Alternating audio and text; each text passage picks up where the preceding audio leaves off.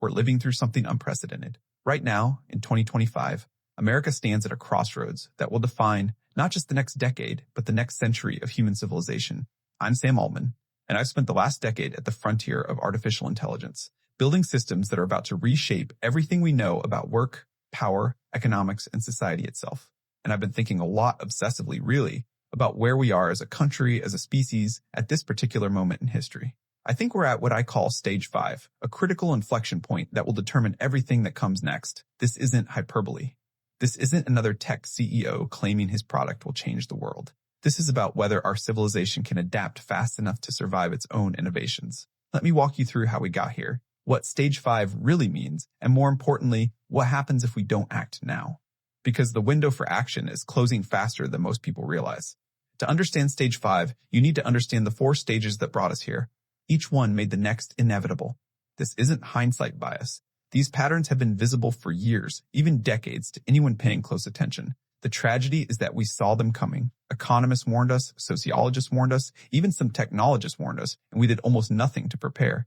We kept optimizing for short-term gains while ignoring long-term consequences. We kept pretending that the systems that worked in the 20th century would somehow keep working in the 21st. They didn't. And now we're paying the price. Stage 1 was about the Great Divergence. Starting around the year 2000, something fundamental broke in the American economy. Actually, the seeds were planted even earlier, in the 1970s and 80s, but the effects became undeniable around the turn of the millennium. The economy grew, productivity increased, technology created trillions in value, but most people didn't benefit. The wealth concentrated in fewer and fewer hands. The statistics are staggering when you actually look at them. From 2000 to 2020, GDP grew by over 50%. Corporate profits reached all-time highs. The stock market tripled. But median wages, adjusted for inflation, barely moved. For half of Americans, their economic reality in 2020 was essentially the same as it had been in 2000, except everything cost more. I watched this happen from inside Silicon Valley. I had a front row seat to the wealth creation machine. We built companies worth hundreds of billions, created technologies that changed how billions of people live their daily lives, and yes, we created some jobs. But the value capture was absurdly lopsided.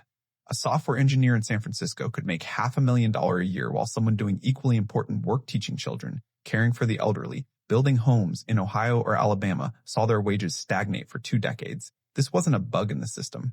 This was a feature of how we designed our economic systems. The returns went to capital into a very narrow slice of cognitive labor. Everyone else got left behind.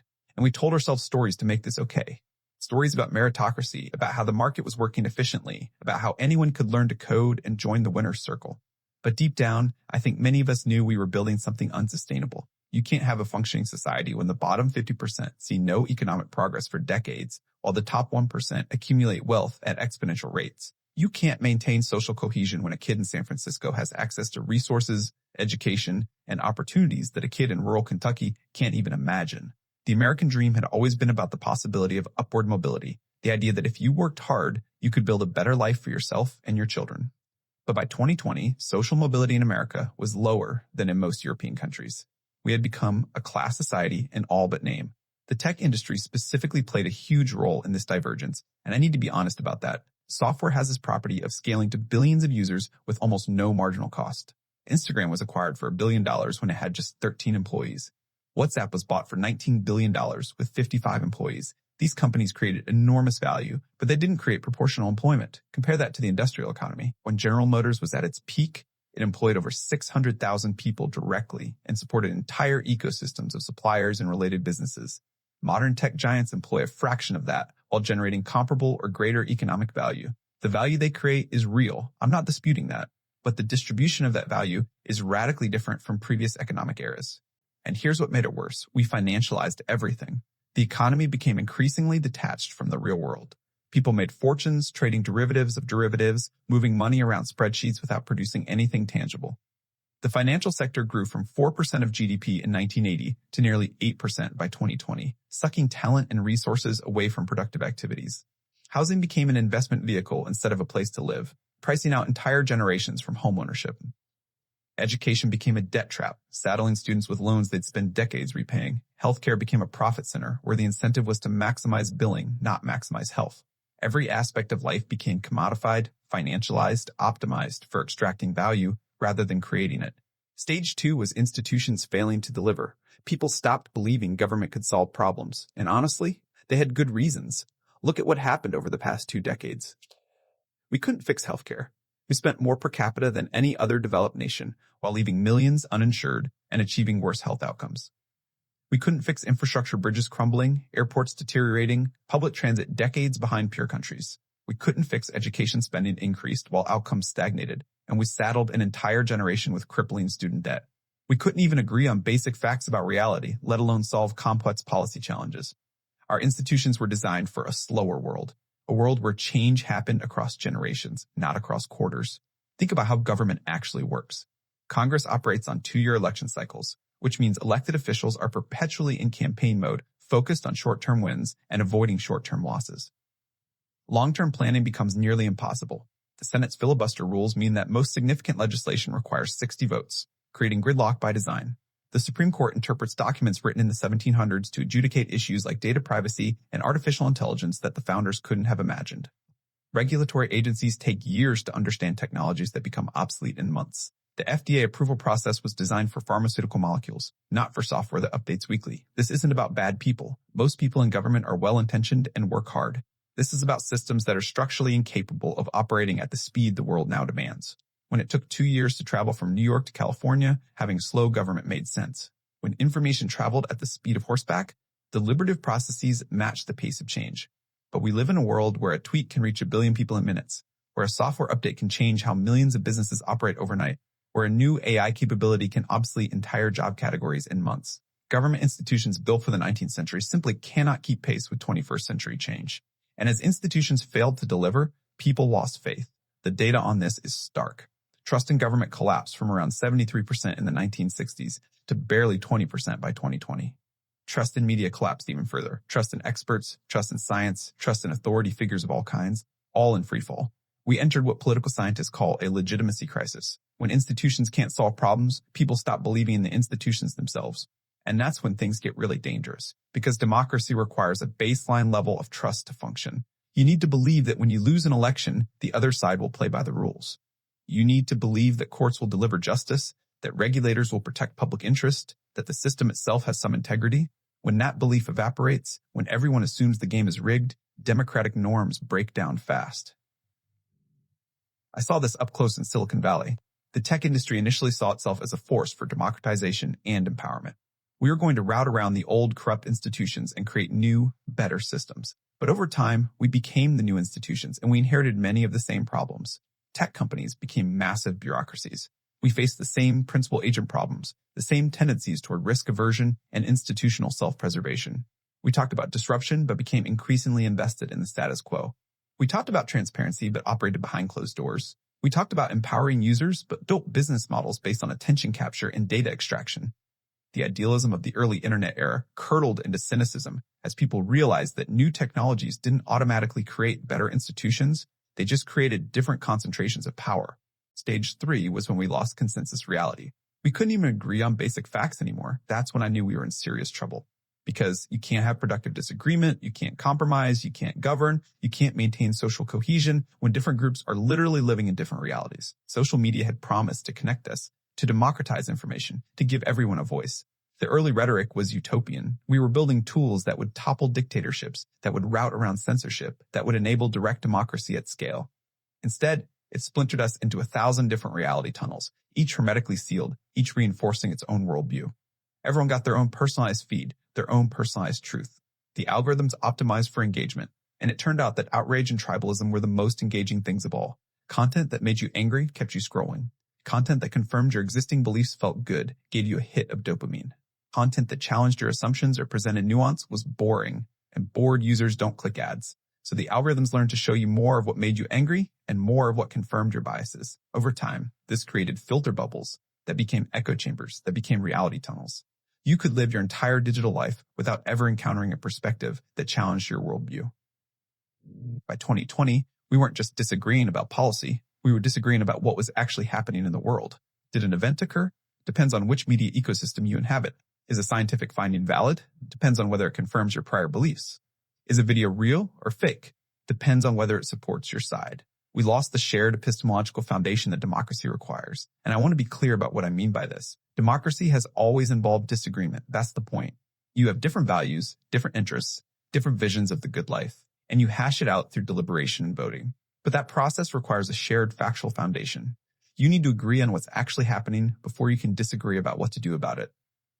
Imagine trying to have a debate about climate policy when half the country doesn't believe climate change is real, or a debate about pandemic response when people can't agree on basic facts about disease transmission, or a debate about election integrity when millions of people believe, despite all evidence, that elections are systematically rigged. You can't have those debates productively.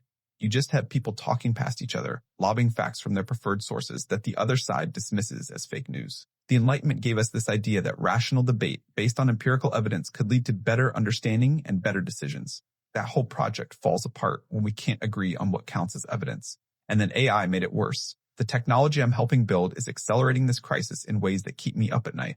We now have generative media that can fake anything, deep fakes that are indistinguishable from reality to the human eye. Text that sounds human but has no human author behind it, no actual intention or understanding, audio clones that can make anyone say anything in their own voice, video synthesis that can put anyone in any situation doing any action.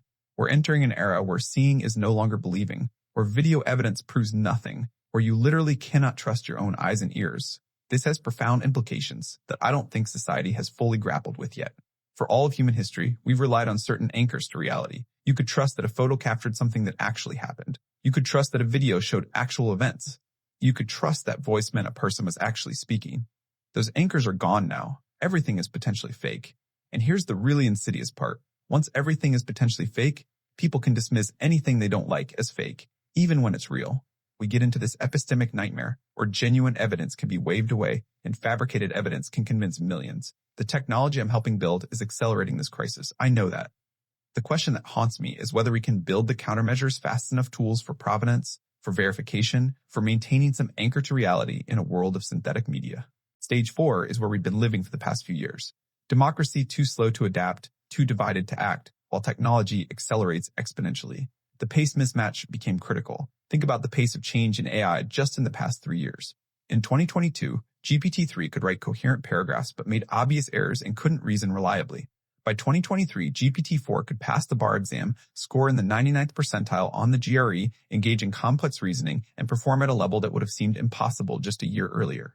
By 2024, we had models that could code at a professional level, that could integrate multiple modalities, that could plan and execute complex tasks with minimal human guidance.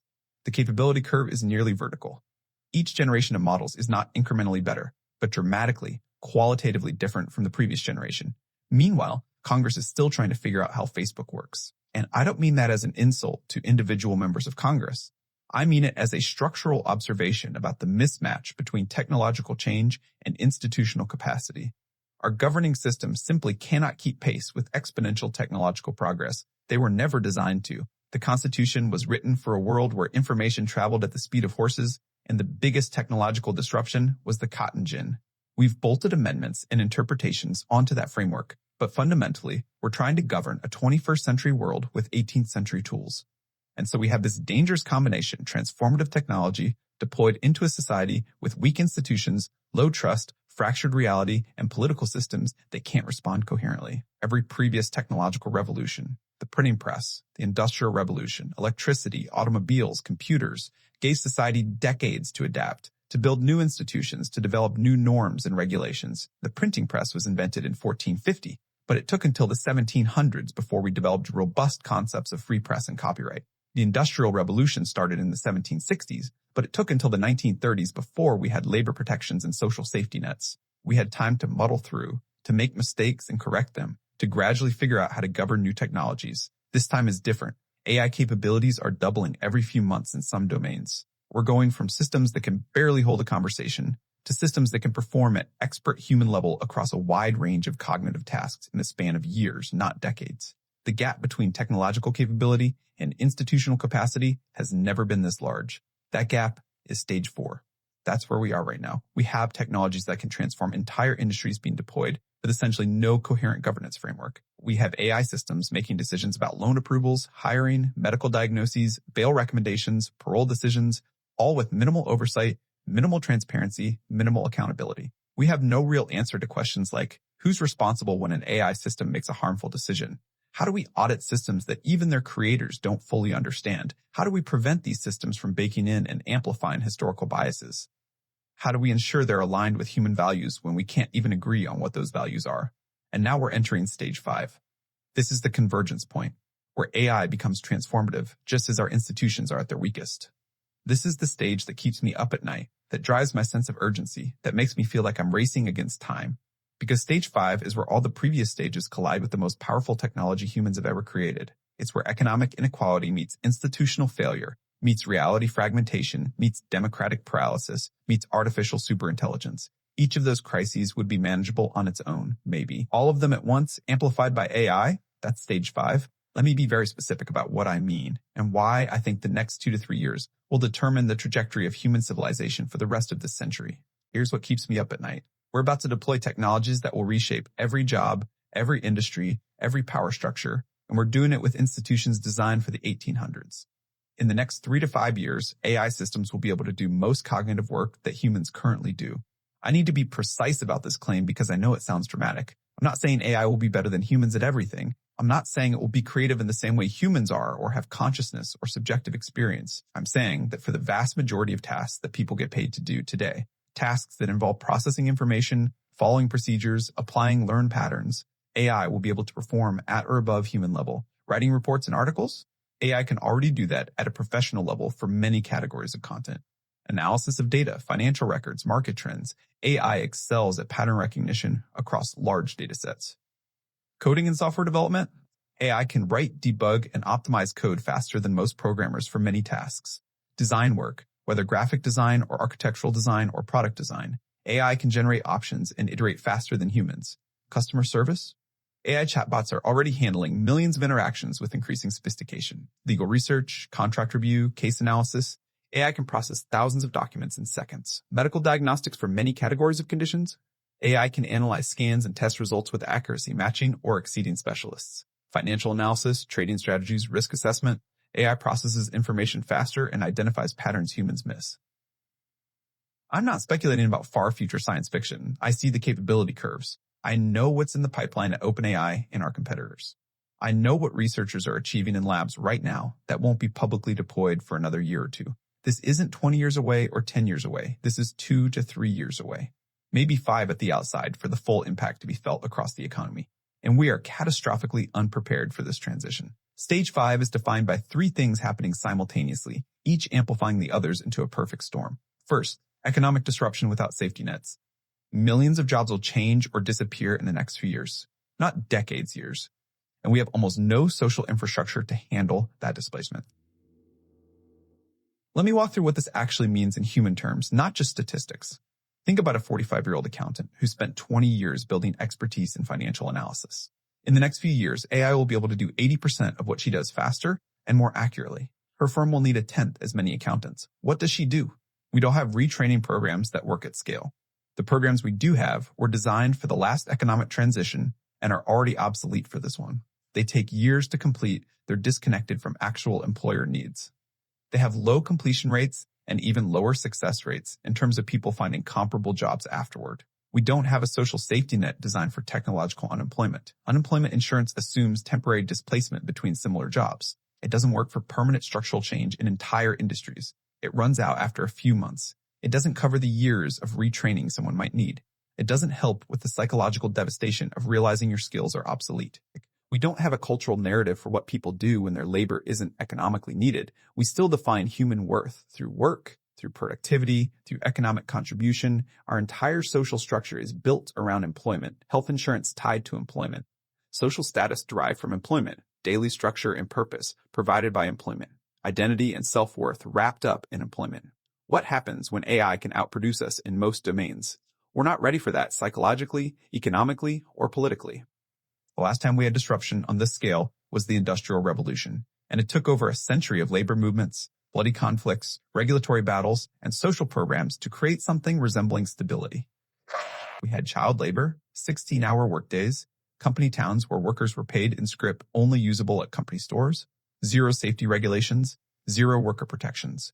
It took generations to build the institutional framework that made industrial capitalism compatible with human flourishing. We don't have a century this time. We don't even have a decade.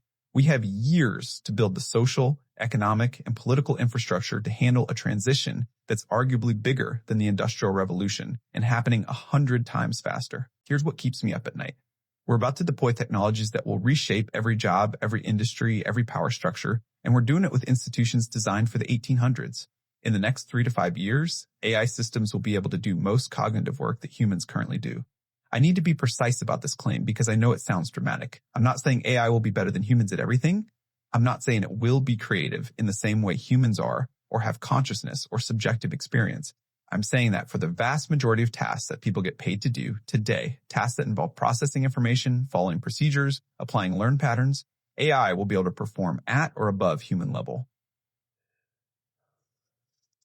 Writing reports and articles, AI can already do that at a professional level for many categories of content. Analysis of data, financial records, market trends, AI excels at pattern recognition across large data sets. Coding and software development, AI can write, debug, and optimize code faster than most programmers for many tasks. Design work, whether graphic design or architectural design or product design, AI can generate options and iterate faster than humans. Customer service, AI chatbots are already handling millions of interactions with increasing sophistication. Legal research, contract review, case analysis. AI can process thousands of documents in seconds. Medical diagnostics for many categories of conditions. AI can analyze scans and test results with accuracy matching or exceeding specialists. Financial analysis, trading strategies, risk assessment. AI processes information faster and identifies patterns humans miss. I'm not speculating about far future science fiction. I see the capability curves. I know what's in the pipeline at OpenAI and our competitors. I know what researchers are achieving in labs right now that won't be publicly deployed for another year or two. This isn't 20 years away or 10 years away. This is 2 to 3 years away. Maybe 5 at the outside for the full impact to be felt across the economy. And we are catastrophically unprepared for this transition. Stage 5 is defined by 3 things happening simultaneously, each amplifying the others into a perfect storm. First, economic disruption without safety nets. Millions of jobs will change or disappear in the next few years, not decades years, and we have almost no social infrastructure to handle that displacement. Let me walk through what this actually means in human terms, not just statistics. Think about a 45-year-old accountant who spent 20 years building expertise in financial analysis. In the next few years, AI will be able to do 80% of what she does faster and more accurately. Her firm will need 1/10 as many accountants. What does she do? We don't have retraining programs that work at scale. The program's second, the governance speed gap. Government moves at the pace of election cycles and legislative sessions. AI development moves at the pace of compute scaling and algorithmic improvements. That gap, that's the existential crisis of stage 5. By the time policymakers understand what AI can do today, it's already doing something completely different. By the time they draft legislation that addresses current capabilities, the technology has moved 3 generations forward and the legislation is obsolete before it's passed. By the time they pass laws, those laws are already outdated and probably counterproductive because they're regulating yesterday's technology. This isn't a failure of individual leaders. Some politicians get it. Some are genuinely trying to understand and respond appropriately. But this is a systems-level mismatch between biological human decision-making speed and exponential technological growth. Human institutions evolved for a world where change happens slowly enough for reflection and deliberation. You could gather information, consult experts, debate options, build consensus, implement solutions, observe results, and adjust course. That whole cycle could take years, and that was fine when the underlying reality was changing on a similar timescale. But AI development operates on a completely different timescale. Major capability jumps happen every few months. What seemed impossible in January is routine by December. The entire field transforms faster than the government can even assess what's happening. And here's what makes it even more challenging. The impacts aren't just technical. They're social, economic, psychological, political, geopolitical. You need coordinated response across multiple domains simultaneously. You need economic policy and education policy and labor policy and trade policy and national security policy, all adapting in concert. That level of coordinated rapid adaptation has never been required of human institutions before. We need governance systems that can operate at the speed of technology itself. We need adaptive regulation that updates in real time as capabilities change. We need institutional structures that can learn and update as fast as the AI systems they're trying to govern. We need feedback loops measured in weeks, not years. We don't have those things. We don't even have a framework for building those things. We don't have examples to learn from. Every previous governance framework was designed for slower change. Third, winner-take-all dynamics. AI has natural monopoly characteristics that make concentration of power almost inevitable without active intervention. And we'll see concentration of power that makes the current tech giants look small by comparison. Here's why. This is baked into the technology itself. AI gets better with more data. More data means better training, which means better performance, which attracts more users, which generates more data. Feedback loop number 1. AI gets better with more compute resources. More compute means larger models, more training, faster iteration. Compute requires massive capital investment. Only the richest organizations can afford frontier AI. Feedback loop number 2. AI gets better with more users providing feedback and use cases. More users means more fine-tuning data, more edge cases discovered, more bugs fixed, more features requested. This makes the product better, which attracts more users. Feedback loop number 3. AI gets better with more top talent. The best AI researchers want to work where they can make the most impact, which means working with the best models, which means joining whoever is already ahead. Winner take all in talent acquisition. Feedback loop number 4. All of these dynamics create compounding advantages where whoever gets ahead stays ahead and pulls further ahead. The gap between the frontier labs and everyone else is growing, not shrinking. Right now, there are maybe 5 or 6 organizations on Earth with the resources to train frontier AI models. OpenAI, Google DeepMind, Anthropic, Meta, a couple of Chinese labs. That number might shrink to 2 or 3 as the compute requirements for next-generation models reach hundreds of billions or trillions of dollars. The barrier to entry keeps rising. Now imagine a world where a handful of companies control systems that are smarter than humans in most domains. They control the infrastructure of intelligence itself. What does democracy mean in that world? What does competition mean? What does individual agency mean when a few organizations control the cognitive tools that mediate your interaction with reality? This is what I mean by technological feudalism. In feudalism, a small aristocracy controlled the land, and everyone else had to work that land under terms set by the aristocracy. In technological feudalism, a small number of companies control AI systems, and everyone else has to use those systems under terms set by the companies. We're sleepwalking into this future, and I say that as someone running one of the companies building these systems. OpenAI was founded with the explicit goal of ensuring AGI benefits all of humanity, but good intentions don't automatically lead to good outcomes. The structural forces pushing toward concentration are incredibly powerful. They're not evil, they're just the natural dynamics of the technology combined with how our economic system works. Preventing concentration requires active, intelligent intervention. It requires breaking some of the feedback loops I described. It requires making sure that AI capabilities are distributed, that multiple organizations can build powerful systems, that individuals have real agency over the AI they use. Here's the paradox that I wrestle with constantly, the tension that defines my work and my thinking about Stage 5. The same technology causing these problems could also solve them, but only if we make very different choices than we're making now. This is what makes Stage 5 so critical, so pivotal. We're not doomed. The technology itself is neutral. It's a tool, an amplifier of human intention and capability. The question is what we choose to do with it, what values we embed in it, what goals we optimize for, who controls it, and to what ends. AI could create genuine abundance, and I mean genuine post-scarcity abundance in ways that sound utopian, but are technically feasible. Cheap energy, cheap intelligence, cheap production. We could have a society where everyone's basic needs are met and people are free to pursue what matters to them, not because of charity or redistribution, but because the productive capacity exists to provide for everyone. Think about what that means at a deeper level. Right now, most human effort goes into survival in one form or another. Working jobs we tolerate to pay for housing, food, healthcare, managing scarcity, competing for limited resources. What if AI made those things nearly free? What if energy was abundant because AI optimized fusion or solar or some energy source we haven't discovered yet? The constraints on energy have shaped civilization since the beginning. Almost every geopolitical conflict traces back to energy somehow. What if that constraint disappeared? What if food was abundant because AI revolutionized agriculture, optimized crop yields, perfected vertical farming, enabled precision agriculture that uses a fraction of current resources to feed more people better? What if healthcare was cheap because AI could diagnose and treat most conditions accurately and early, because it could analyze your continuous health data and catch problems before they become serious, because it could accelerate drug discovery and personalize medicine? What if education was free and personalized? Because AI tutors could adapt to every learning style, could give every student individual attention, could identify and address knowledge gaps in real time. This isn't utopian fantasy. Technology to do all of this is either here or coming soon. We have the technical capability to solve climate change, to cure diseases, to end poverty, to give every human on Earth a quality of life that only the very wealthy enjoy today. The productive capacity is coming. AI represents a fundamental expansion in productive capacity, unlike anything we've seen before. The question is distribution. The question is governance. The question is what we do with that capacity. Or we could have massive unemployment, concentrated control of AI systems, and social unrest that makes today's polarization look mild. Same technology, completely different outcomes.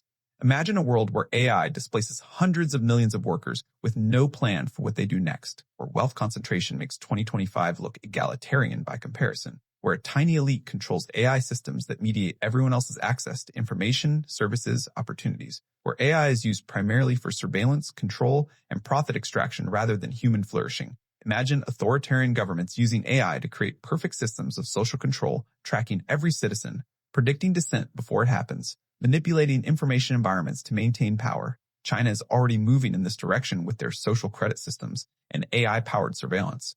What happens when those capabilities get orders of magnitude more powerful? Imagine AI weapons that make current military technology obsolete, creating arms races and instabilities we can barely comprehend. Imagine AI propaganda and manipulation so sophisticated that human judgment becomes obsolete, where every person sees a perfectly tailored version of reality designed to influence their behavior in specific ways, where you can't trust anything you see or hear because it's all been optimized to manipulate you. All of this is possible with the exact same technology, same capabilities, radically different applications.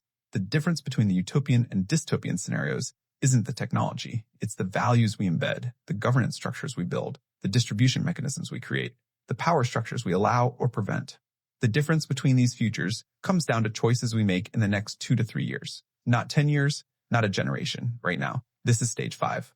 This is the window. This is why I feel such urgency, why I'm speaking out more than I used to, why I think this is genuinely the most important thing happening in the world right now.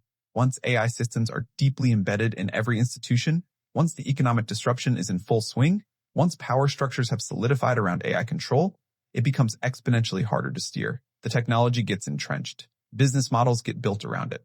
Laws and regulations calcify around it. International agreements lock in certain arrangements. Path dependency sets in. Right now, we still have agency. Right now, we can still choose which path to take. The technology is still malleable.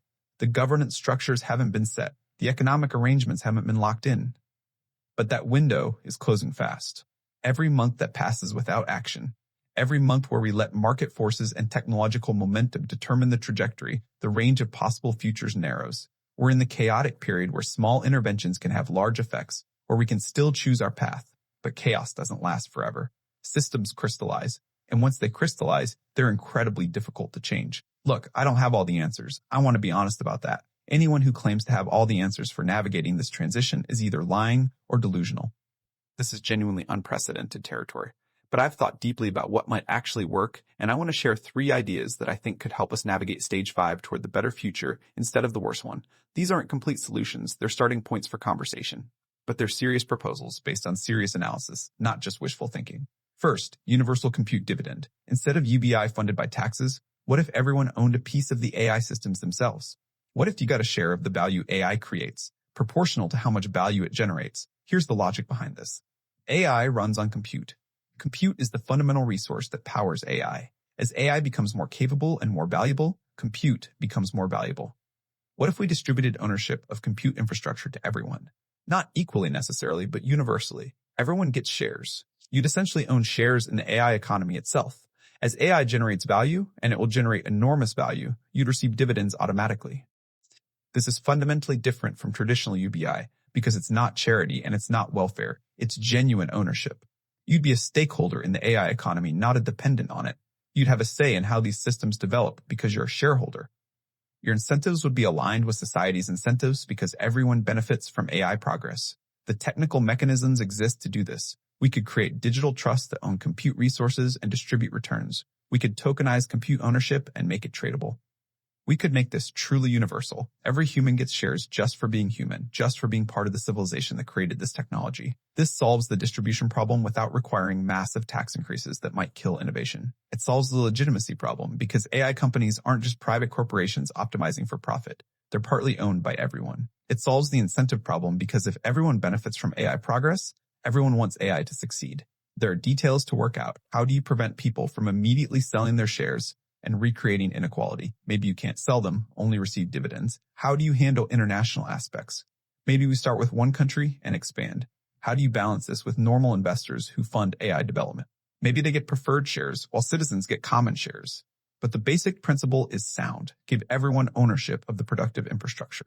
Second, democratic AI governance. The companies building transformative AI, including OpenAI, including my company, need real public oversight. Not bureaucratic red tape that stifles innovation, but genuine accountability to the people affected by these systems. And let me be clear, that's everyone. Everyone is affected by AI. Right now, a few hundred people are making decisions that will affect billions. That's not sustainable, and it's not legitimate from a democratic standpoint. We need governance structures that involve multiple stakeholders: governments, civil society, users, affected communities, domain experts, ethicists, the public. We need transparency about how these systems work and what they're optimized for. Not necessarily open sourcing everything, which has security implications, but at minimum, disclosure of capabilities, limitations, training data sources, alignment techniques, safety measures. We need audit mechanisms where independent third parties can examine these systems. We need accountability structures where if an AI system causes harm, there's a clear process for redress. I know this sounds abstract, so let me get concrete. What if major AI deployment decisions required sign-off from a diverse board that represents different constituencies? Tech experts to understand the technology, social scientists to understand societal impacts, ethicists to think through implications, representatives from affected communities, government officials with democratic legitimacy. What if we had citizen assemblies? Random selections of citizens who deliberate on AI policy after being educated on the issues. We use this model for complex medical ethics decisions. Why not for AI? What if there were global standards for AI safety that every developer had to meet, similar to how pharmaceutical companies must meet safety standards before deploying drugs? The details matter enormously, but the principle is simple. The people affected by AI should have a say in how it's built and deployed. Democracy shouldn't stop at the walls of tech companies. When a technology has civilization-level implications, democratic governance becomes not just nice to have, but essential for legitimacy. Third, education revolution. We need to completely rethink education from the ground up, not just adding AI tools to classrooms, but fundamentally changing what we're preparing people for and how we think about human development. The industrial education model sit in rows, memorize facts, take standardized tests, progress by age cohorts was explicitly designed to create factory workers and bureaucrats. It was designed for a world where your job would be to follow instructions, show up on time, tolerate boredom, and execute routine procedures. That model is obsolete. It was already obsolete, but AI makes its obsolescence undeniable. In a world with AI, we need to focus on what humans are uniquely good at compared to AI: creativity, empathy, judgment, ethics, synthesis across domains, emotional intelligence, collaborative problem solving, making decisions under profound uncertainty with incomplete information and values in conflict. We need education that's personalized, that adapts to individual learning styles and speeds, that focuses on doing rather than memorizing. AI tutors can help with this. Every student could have a world-class teacher available 24/7, customized to their needs, that never gets tired or frustrated, that can explain concepts 100 different ways until one clicks. But we also need to prepare people emotionally and psychologically for a world where their economic value isn't their only value, maybe isn't even their primary value. We need education in philosophy, arts, humanities, relationship skills, all the things that make life meaningful beyond work. We need to teach people how to find purpose in a world of abundance. We need to help people develop identities not centered entirely on career. We need to teach the skills of living well, not just the skills of earning well. That's a completely different educational mission than what we have now. It's closer to the classical liberal arts education, actually, education for citizenship and human flourishing, not just job training.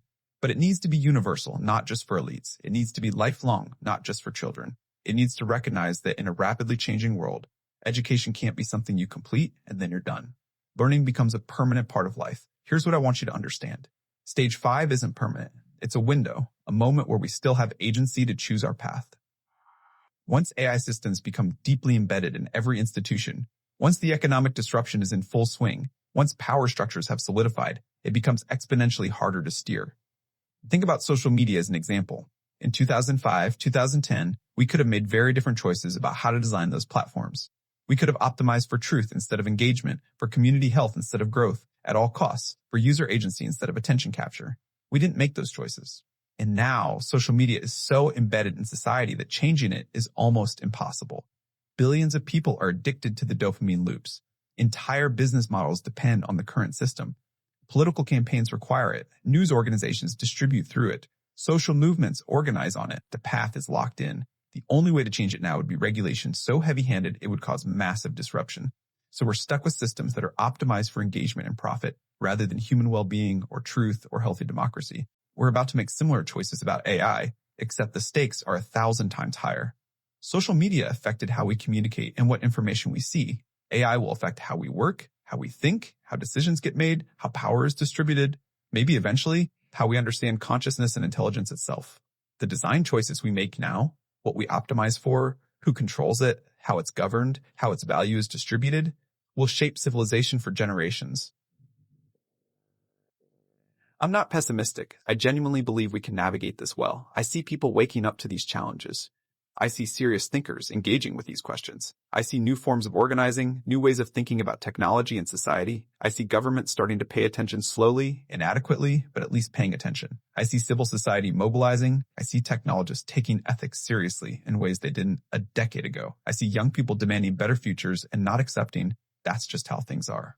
The ingredients for positive change exist, but hope isn't a strategy, and good intentions aren't sufficient. We need coordinated action from technologists, policymakers, citizens. We need to move as fast as the technology itself, which means moving faster than we're comfortable with, faster than institutions normally move. That means parallel processing, working on all of these problems simultaneously. We need economic reforms, and governance reforms, and educational reforms, and cultural shifts, all happening at once. We can't do them sequentially. We don't have time. We need Silicon Valley and Washington working together instead of talking past each other or treating each other with suspicion. We need technologists who understand they're not just building products, they're shaping civilization. We need policymakers who understand technology deeply enough to regulate it intelligently. We need citizens who are informed enough to make demands and hold both groups accountable. We need global cooperation on AI governance because AI doesn't respect borders. If one country builds unaligned AGI, everyone is affected. We need to stop pretending we can have slow, careful, incremental change. Stage 5 doesn't allow for that. The technology is moving too fast. The feedback loops are too tight. The stakes are too high. We need bold action based on incomplete information. We need to be willing to make mistakes, learn fast, and correct course. We need to operate in a mode that's foreign to how we usually approach governance, rapid experimentation with serious consequences. Stage 5 isn't about collapse. It's about transformation. Every civilization faces moments like this. Moments where everything could go either way, where the future is genuinely up for grabs. The printing press destabilized Europe for a century. Religious wars, political upheaval, complete restructuring of knowledge and power before eventually enabling the Enlightenment, the scientific revolution, the modern world. The transition was brutal. Millions died in religious wars. Political structures collapsed. But what emerged on the other side was civilization at a higher level of organization.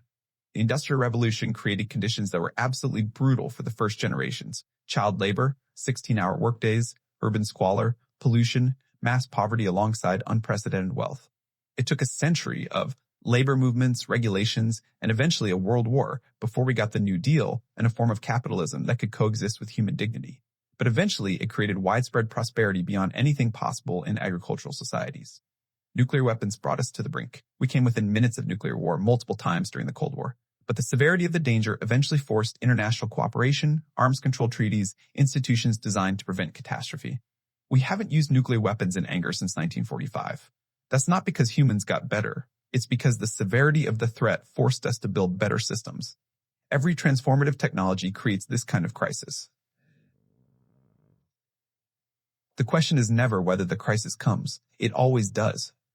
The question is whether we navigate it wisely, whether we create institutions equal to the challenge, whether we make it through to the other side with our values intact and our civilization enhanced rather than diminished. The question isn't whether America will change. America is changing right now, this moment.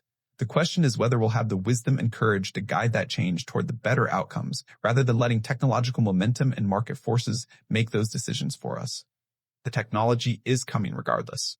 What we do with it, that's still up to us, but the window for choice is closing. I'm building AI systems that will be smarter than me in most ways within the next few years. That's both terrifying and exhilarating. Terrifying because I know intimately how much could go wrong. I see the capabilities emerging in our labs. I know how powerful these systems will be and how unprepared we are. Exhilarating because I know how much could go right. We're about to have tools that could solve virtually any technical problem.